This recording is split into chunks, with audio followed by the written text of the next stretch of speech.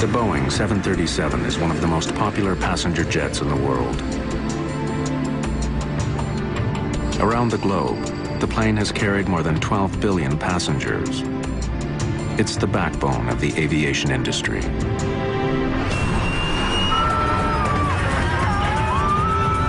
But in 1991, something happened on board a 737 that sent shudders through the world of aviation. Oh my Lord. A deadly crash has investigators scrambling. There was a time when I had doubts that we'd be able to solve it. It was like he was tracking a serial killer. The hunt for answers will take 10 long and grueling years. The fate of the airline industry hangs in the balance. And the mystery isn't solved until more than 150 people are dead.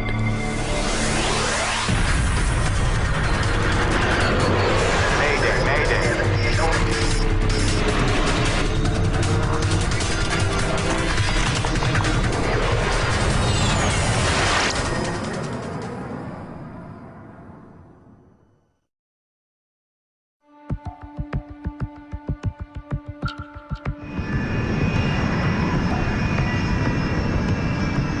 9:40 a.m., March 3rd, 1991.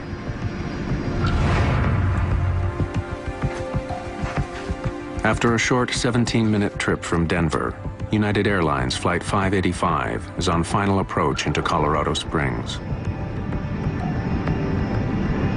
It looks like a perfect day for flying, but there's trouble in the air.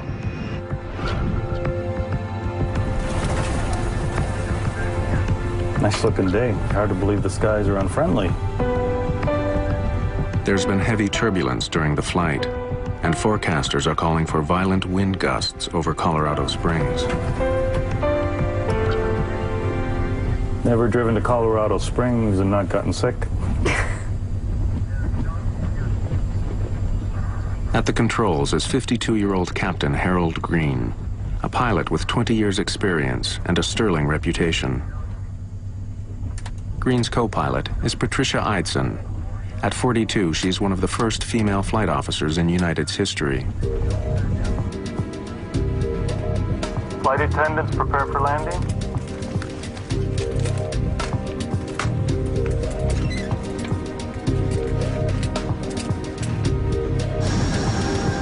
At Colorado Springs Municipal Airport, Air Traffic Controller James Rayfield is ready to bring Flight 585 in. United 585, report the airport in sight. Got it? Yep. Airport in sight, United 585. Lower landing gear. United 585 is cleared for a visual approach to runway 35. Weather conditions, wind 320 degrees at 16, gusting at 29. As their speed decreases, 585 becomes more vulnerable to the turbulence. Eidson wants to know what other planes have experienced on landing. Any reports lately of any loss or gain of airspeed? Yes, ma'am. 500 feet, a 50-knot loss. At 400 feet, a 50-knot gain. And at 150 feet, a gain of 20 knots. Sounds adventurous, thank you. Starting on down.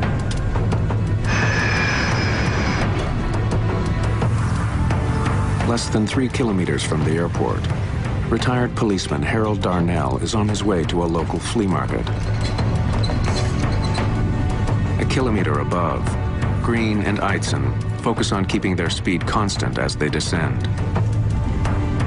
We had a 10-knot change here. Yeah, I know. Awful lot of power to hold that airspeed. As United 585 approaches the runway, Darnell feels something strange. Oh, what the heck was that? Out of nowhere, a powerful gust of wind strikes his vehicle, almost blowing him off the road. Another 10-knot gain. 3 flaps. From the control tower, James Rayfield can now see Flight 585's final approach. As the aircraft closes in on the airport, the ride gets even bumpier. 12. We're at 1,000 feet. Then, without warning, the 737 starts to spin out of control. Oh, God's sake!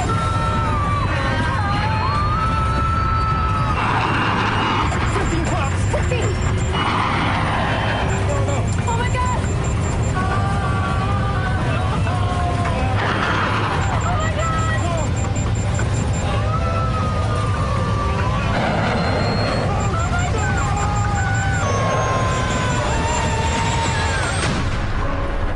Oh, my Lord. Crash! Crash!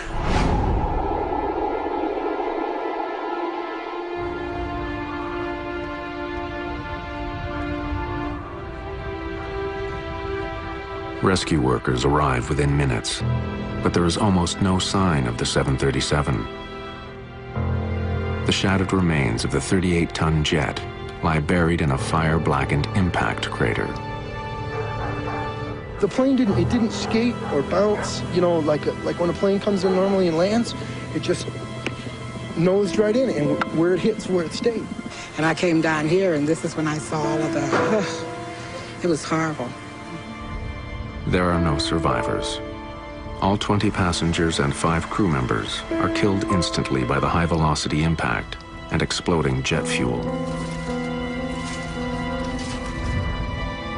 In 10 violent seconds, Colorado Springs has become the site of one of the most mysterious air crashes in aviation history.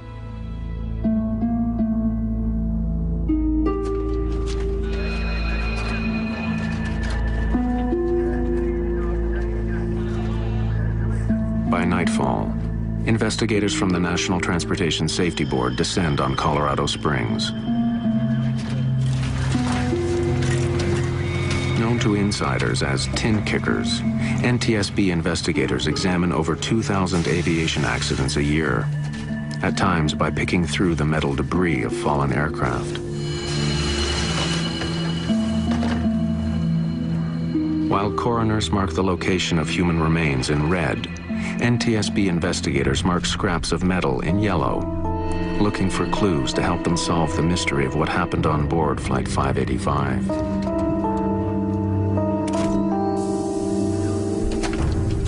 Like investigating a mass murder, it's a tough job walking onto a crash site. Among the investigators assigned to the case is Malcolm Brenner, a specialist in human performance. His job will be to find out if the crash was caused by pilot error. The area was cordoned off by police, and there were Salvation Army trucks. I got a cup of coffee, a cup of hot chocolate or something, and I thanked them for it, and they said, "No, no, thank you." And they had this look in their eyes like, "My God, you have to go into this site." Clues to the fate of United 585 lie mangled in a deep black hole. The fuselage is crushed like an accordion in the impact crater. The rest of the plane is in pieces, spread over an area smaller than a football field, most of it twisted and burnt. There was a lot of fire damage. There'd been a fire afterwards, and it was all contained in a relatively small area, which just initial impression, it can be a sign that the airplane was intact. If there was a mid-air explosion or something came off the airplane, you'd expect that to be a much larger site. My first sense that it was going to take some time to investigate the accident was the damage that we saw in the parts. When they're burnt and broken, the process always takes longer. But with their work just beginning, members of the NTSB have no clue that the case of United 585 will become the longest crash investigation in aviation history.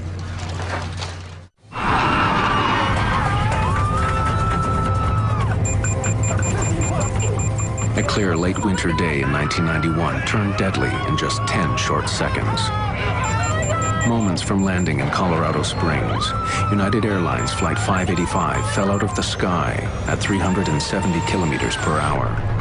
Crash! Crash! All 20 passengers and 5 crew members died.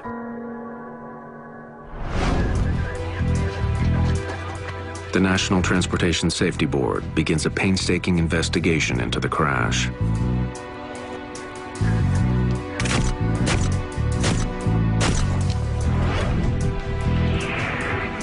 An important first step in the investigation is the analysis of the cockpit voice recorder. With pilot error a factor in 70% of air disasters, Malcolm Brenner's job is to see what role pilots Green and Eitzen played in the accident. This crew was, and I felt this at the time, was one of the more impressive crews that I'd ever dealt with. There was a little bit of tension release, a little bit of humor. The captain said, "Never driven to Colorado Springs and not gotten sick?" The first officer suggested that they add extra speed as a safety margin. The captain agreed with it. It was good interaction. Got it? Yep. Airport in sight, United 585. Lower landing gear. This is a sense of an excellent crew, caught randomly, if anything. So again, that was my first impression, is that this would be consistent more with a hardware situation. As more about the flight of 585 becomes known, mechanical failure becomes a serious suspect. Just seconds before it crashed, the plane rolled onto its back and spun wildly out of control. Investigators wonder if the sudden motion was caused by the plane losing an engine or a wing. From the state of the aircraft on site, it's clear that it was intact at the time of the crash. What investigators don't know is if the engines were still working at impact.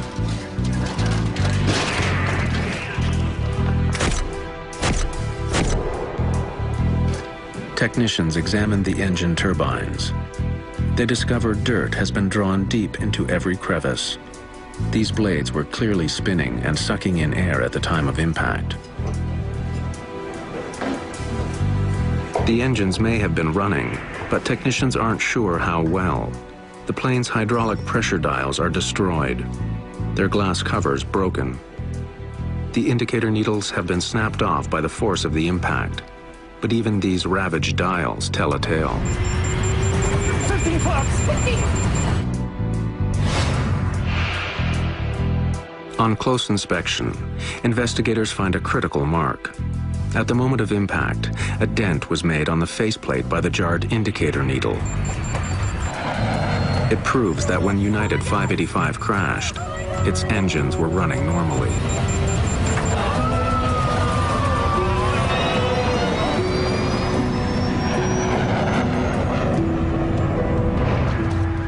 With engine failure ruled out, there seems to be only one other mechanical explanation for why 585 suddenly rolled over and then fell out of the sky. It appears increasingly likely that the plane had suffered a catastrophic problem with its flight controls. Investigators quickly become suspicious of the rudder at the back of the tail. We focused in after eliminating other flight control surfaces that we thought could contribute to the roll. We started looking at the rudder. Bring that up so I can take a look at it. Investigators begin their examination of the rudder on site, but the violence of the crash makes the job extremely difficult. Almost nothing left. Most of the plane's parts are too crushed or burned for testing, but a vital component is still reasonably intact: the Power Control Unit, or PCU. Used constantly during flight, especially during landings, the PCU performs like a car's power steering.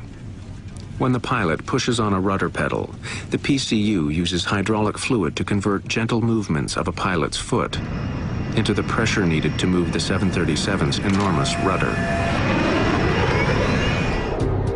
The heart of the PCU is something called the dual servo valve. Shaped like a soda can, it has two slides which glide past one another, directing the flow of pressurized hydraulic fluid that moves the rudder.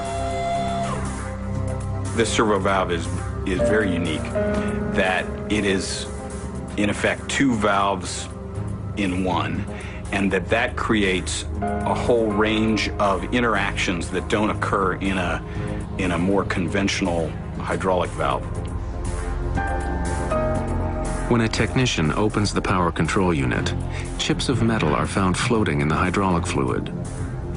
It's a worrisome find. These particles could cause the servo valve to jam, making it impossible to work the plane's rudder. It's a chilling prospect. Could a microscopic fault bring down a 38-ton jet?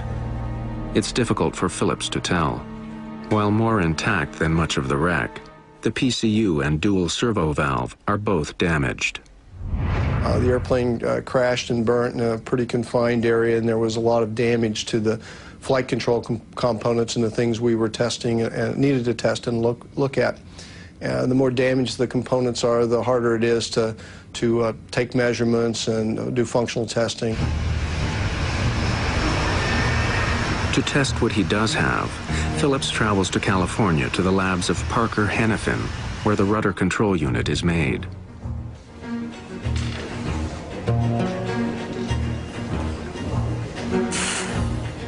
The curious metal chips floating in the PCU's chambers are dismissed. Filters, Phillips is told, keep them out of the delicate servo valve that directs fluid and moves the rudder. Nothing else is found that could explain any sudden movement of the rudder on Flight 585. We didn't have any absolute indication or information that we could point to that said the rudder power control unit, the servo valve, or any part of that flight control system caused that accident. Phillips still suspects a mechanical problem, but with no conclusive evidence that the PCU or servo valve caused the crash, he is forced to sign off on the tests. It's a pass.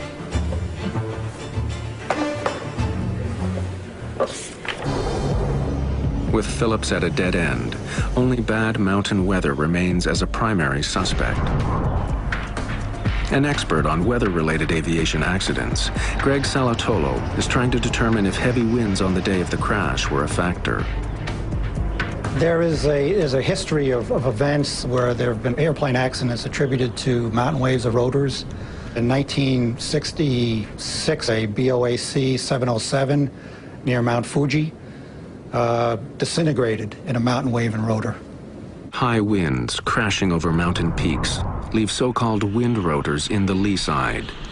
Invisible, highly turbulent downdrafts that come plunging down with devastating power and are extremely dangerous to aircraft. We found a great deal of evidence looking at the surface upper air data and talking to witnesses in the area that rotors were a possibility. An explosion, and it was right over there. Right Salatolo hears several eyewitness reports of bizarre mountain weather on the day of the crash. One of the most intriguing is from Harold Darnell, Oh, what the heck was that? whose truck was struck by a powerful gust of wind just moments before 585 crashed. But as Greg Salatolo combs through his evidence, the theory that a wind rotor knocked the plane from the sky is getting less and less likely.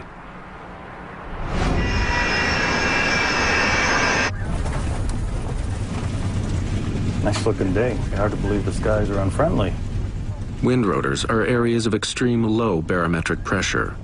So if 585 did pass through one, its altimeter reading would have spiked as the plane was blown suddenly upwards.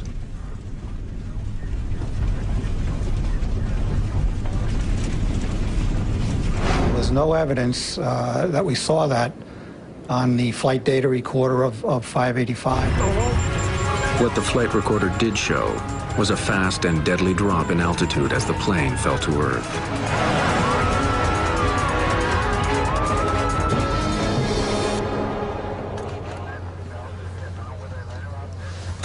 It's been 21 months since the investigation into the crash of United Flight 585 began, in which the NTSB has studied the crew, the weather, the rudder, and thousands of other pieces of evidence.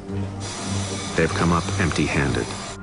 For only the fourth time in its history, the NTSB releases a report which doesn't reach a conclusion. The cause of the crash of Flight 585 is undetermined.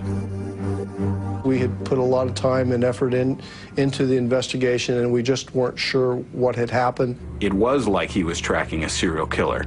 He was frustrated that they had not solved 585. He did not want that to happen again.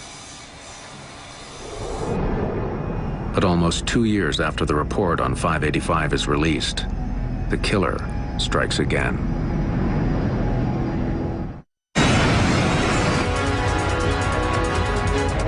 Two years after the crash of United Airlines Flight 585, its cause is still a mystery. So I can take a look at it. Investigators are concerned that the longer the case remains unsolved, the greater the chance that another 737 will crash. It's a pass.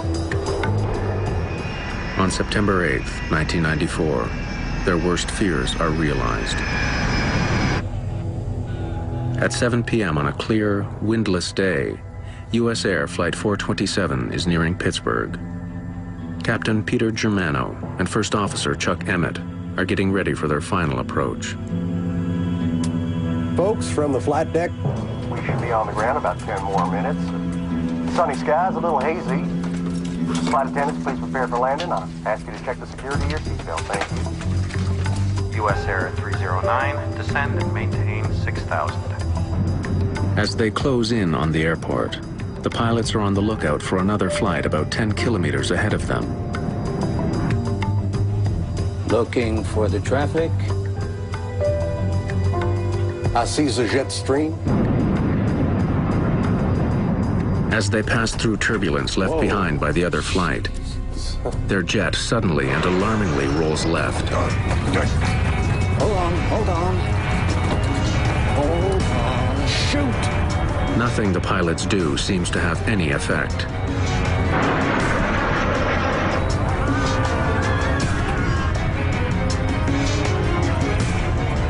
What the hell is this? What the hell? Shoot!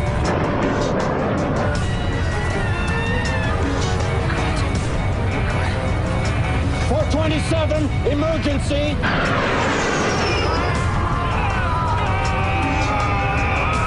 Oh, shoot. Oh! Oh, God! Oh, God, no!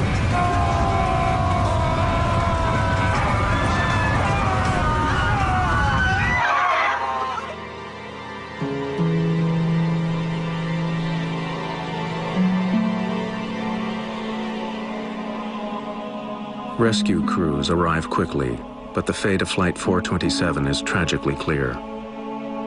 There is no hope for the 132 passengers and crew. The human carnage is so bad, authorities declare the crash site a biohazard.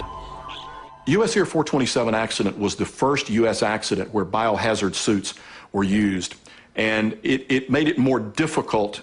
They were uncomfortable, they were hot, and to this day, when I put on a pair of rubber gloves, for any reason, I'm instantly transformed back to the site in Pittsburgh.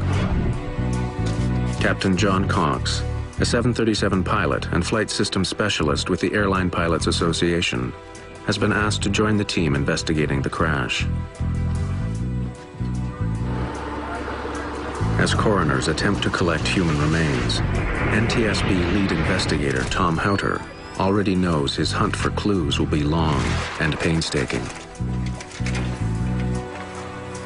When we first arrived at the crash site, well, first of all, there was no aircraft there. There were only bits and pieces of the airplane. It wasn't really recognizable as an airplane. With the help of eyewitnesses, information from the flight data recorder, and the cockpit voice recorder, investigators begin to quickly see some striking similarities between 427 and the unsolved case of United 585. In fact, they seem to be mirror images of each other. On final approach, United 585 rolls right, while USAir 427 rolls left. Oh, God, slip! Hang on. Both crews are caught by surprise, and after just a few terrifying seconds, both aircraft plummet straight into the ground. Certainly the whole team was aware of the previous accident with United 585 in Colorado Springs. We try to keep that in the back of our minds and take a look at this one as to what it presents to us. As the investigation continues, the list of similarities grows. 427's engines were also attached and functioning at the time of impact.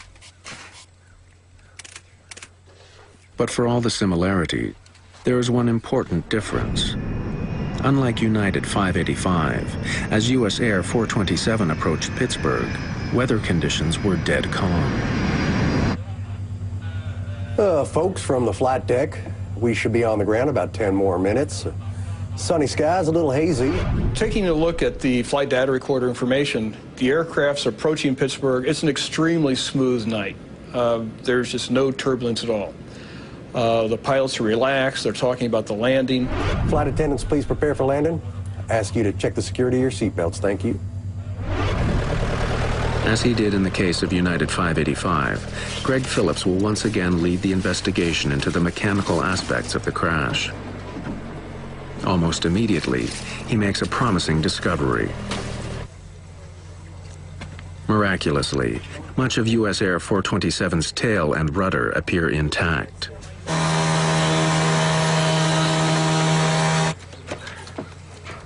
The hydraulic devices inside the tail have also sustained very little damage. Phillips and Houter prepare to send the parts to the manufacturer Parker Hannifin for testing as soon as possible. They need answers. Pressure on the NTSB to solve the accident is growing quickly.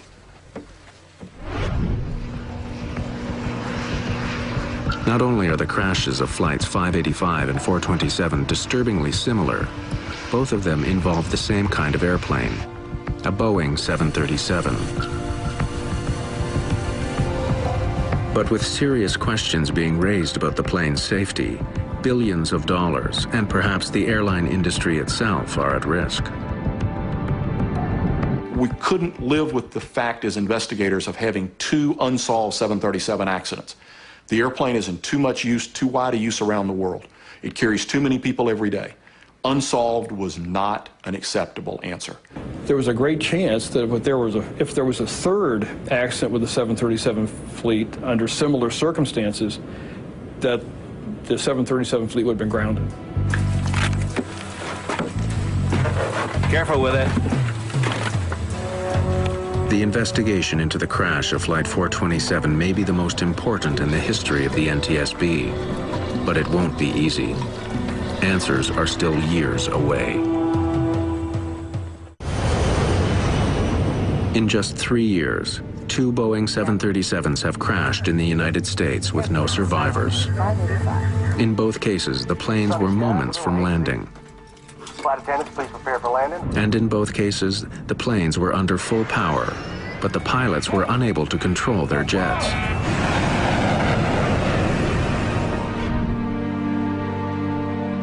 In the crash of United Flight 585, NTSB investigators were unable to find a cause. Now, they're searching for clues into the second, USAir Flight 427. As the investigator in charge, I never allowed myself to think this investigation could go undetermined. We kept on pushing and kept on researching. As long as we had things to research, we kept on going. To find their killer, the NTSB can't afford to rule anything out. From the possibility that a collision with birds brought 427 down, to strange, even bizarre theories. They looked at electromagnetic interference. They got calls from people saying it might be Russian death rays. They considered everything. There were a couple of witnesses who gave reports of the aircraft suddenly descending and hovering before it blew up. We discounted those. But the investigation's primary suspect is the dual servo valve, part of the power control unit that moves the 737's rudder, and a suspect in the crash of United 585. Parker Hannifin made the valve. At its lab in California, investigators look inside the main cavity of the USAir power control unit. Just like in the earlier crash, they find tiny chips of metal floating in the hydraulic fluid. But once again, Parker and Boeing repeat their claim. Filters, designed to stop any debris from interfering with the delicate metal slides, have done their job.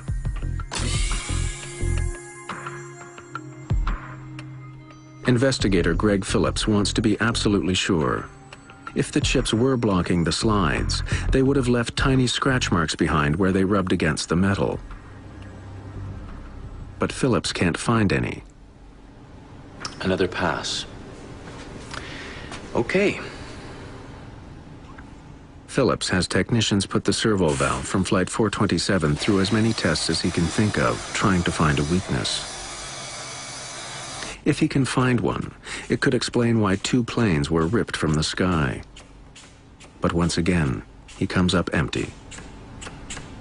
That unit passed all its operational tests. There wasn't any indication that it had failed, and it operated within the parameters we expected it to. It's been almost 2 years since the crash of Flight 427, and the investigation has stalled. Now, 2 737s have gone down in startlingly similar ways, and investigators still don't know why. We were all frustrated as months wore into years. What were we missing? It definitely took a toll in their personal lives. They worked incredibly long hours. They never stopped thinking about it. We were going up against an aircraft that had an incredible safety history. It was really everything you could see for 30 years. This has been a great airplane. We were trying to prove that there was something wrong with the straight A student. It clearly was on his mind. He at one point had a nightmare about it where he dreamed that he was in front of a congressional committee that was grilling him on now there had been a third 737 crash, and in Tom's dream all of the cameras were pointing to him, and a congressman asked, "Why didn't you ground the fleet?"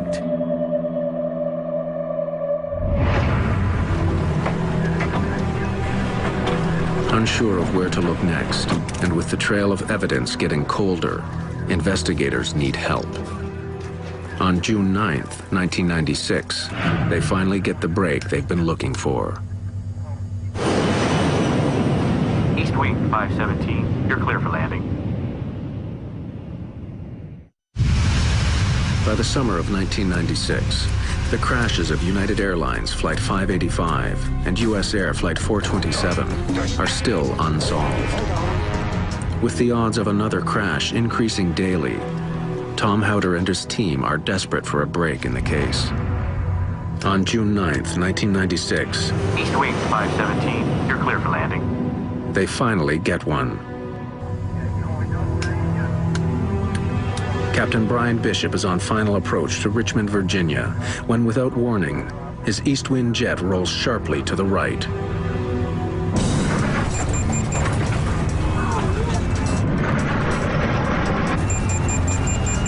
We didn't know to what extent, but we knew we had a problem with the rudder. I turned the yoke the opposite direction and stood on the opposite rudder pedal. The pedal didn't move for me. For over 30 seconds, the 737 flies in a precarious right bank as Bishop fights to keep it from rolling over. Then suddenly, the unknown forces holding the jet let go, snapping the wings back to horizontal.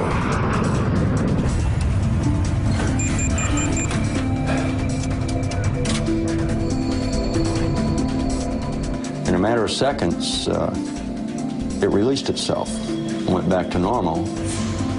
We had started the checklist. Almost before I could finish the sentence, all of a sudden there was just a wham.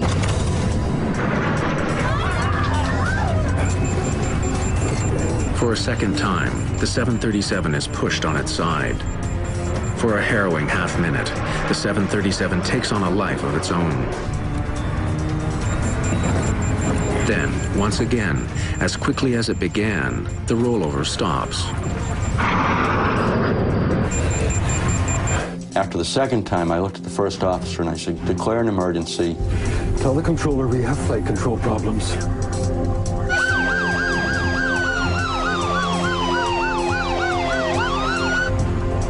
And now, as they slow down to land, the risks are increasing. If a third rollover occurs, they won't have enough airspeed to recover. I did at some point tell my first officer to look out the window and find a dark spot. It was nighttime and we were looking to avoid a neighborhood or a populated area. And he very calmly responded that, "Hey, here's a spot over here."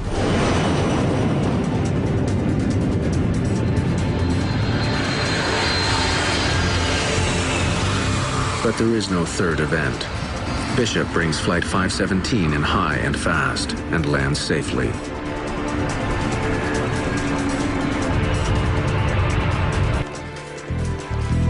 Within hours, news of the Eastwind event reaches the NTSB, and immediately the 427 investigation team rushes to Richmond. Flight data recorded was undamaged, an airplane undamaged, and launched to the scene. The airplane literally didn't move, stayed at its location in the airport until we got down there. There were a lot of FAA, a lot of NTSB, and they all wanted to talk to us very badly. It gave the NTSB a tremendous break because suddenly they had a 737 that had had a rudder incident that was intact, and they had a pilot who was alive and who could talk about it. I think they were much happier to have the airplane than me. I think the airplane probably gave them more to research than I ever could.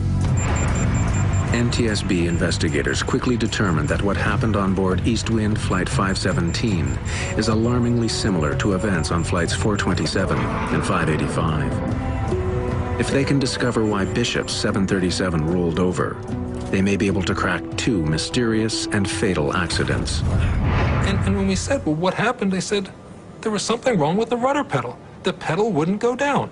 I was standing on the rudder pedal and I couldn't get it to go down. My God. With Bishop's indispensable first-person testimony, investigators immediately zero in on Eastwind's rudder controls. The power control unit is removed, inspected, and then tested again and again. To the frustration of everyone, the unit performs perfectly. We tested that aircraft as is. It was intact. We went through it completely. We did flight tests with it, and it passed all tests. After a 5-year hunt for clues, a third mysterious rudder event on a 737, and a live pilot as a witness, he decides to push his chief suspect, Flight 427's rudder controls, a little harder.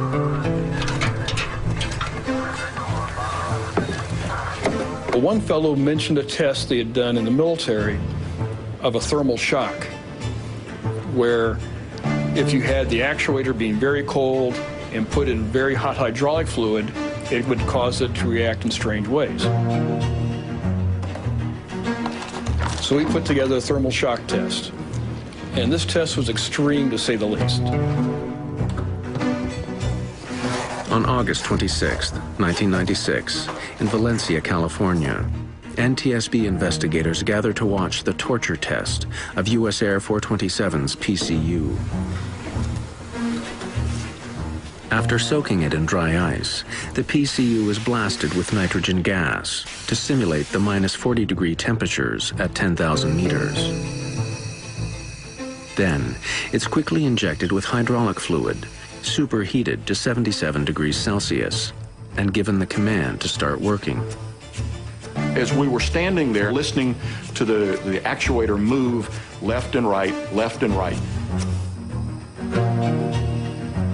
it stopped. And it was not commanded to stop. It just jammed. Stopped working completely. Take a look. Systems investigator Greg Phillips now asks that the valve be taken apart and scanned for scratches.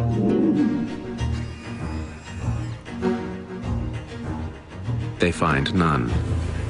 Look at that. Doesn't leave a trace. It is a crucial breakthrough to solving an almost perfect crime. Not only have they proven that the valve which controls the rudders can jam, no evidence is left behind. It's an ominous discovery, but incredibly, there's another shocking surprise in store for the investigators. October 15th, 1996.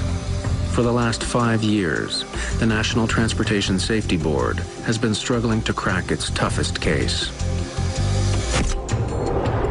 Two completely separate, but seemingly linked accidents. The crash of United 585 killed 25 passengers and crew. 3 years later, the USAir Flight 427 disaster took another 132 lives.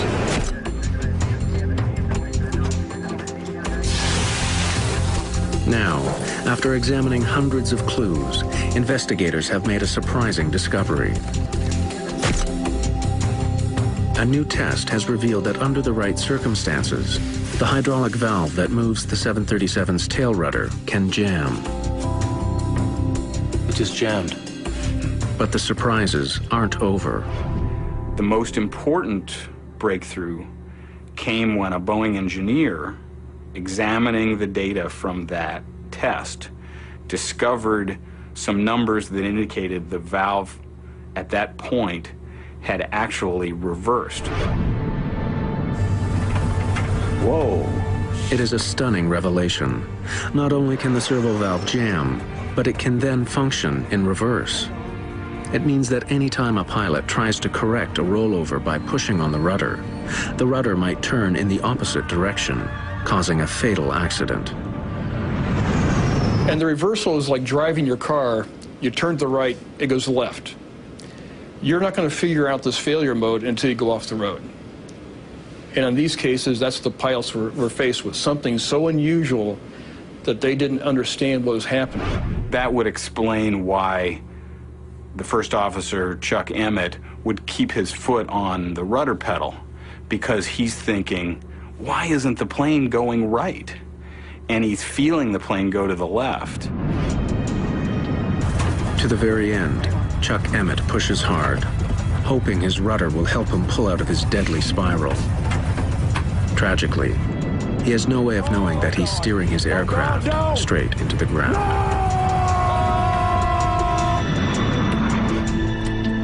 Ever driven to Colorado Springs and not gotten sick?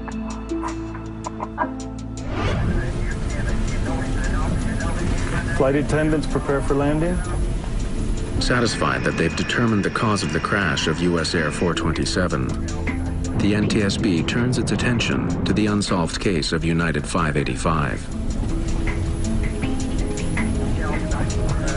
Another 10-out game. Going back to Colorado Springs, you could follow a progression of what the captain was doing. He's close to the ground, and suddenly, under rudder reversal, he puts on a little bit of pedal. The pedal violently pushes his leg back. 15 flap. 15. Rudder reversal certainly fits what I know about this crew and how it fits. We were able to show the failure mode. It matched the flight data recorder from each aircraft. It fit like a glove. So we now had a lot more information we could apply to United 585. And based on that, we redid the accident report. Oh my God! Oh my God! From rudder reversal to impact took less than 10 seconds. 585's flight crew had no chance to save their plane or passengers. In the aftermath of the investigation, sweeping changes were made to improve the safety of the 737 and the entire aviation industry. New training protocols were designed to help pilots react to unusual in-flight events. In the 737 fleet, pilots are now trained on how to react to both rudder hardovers and reversals. The scenario of the USAir 427 accident, if the crew had the information that we have today, I believe they would have landed safely in Pittsburgh that evening. The FAA also directed Boeing to redesign the rudder's dual servo valve to eliminate the potential for reversal. Boeing spent hundreds of millions of dollars to replace the valves on thousands of 737s around the world. One thing we don't like at the safety board is to have an undetermined accident, because then we can't make a change to improve safety. So out of USAir 427, United 585, we have a much safer 737 fleet.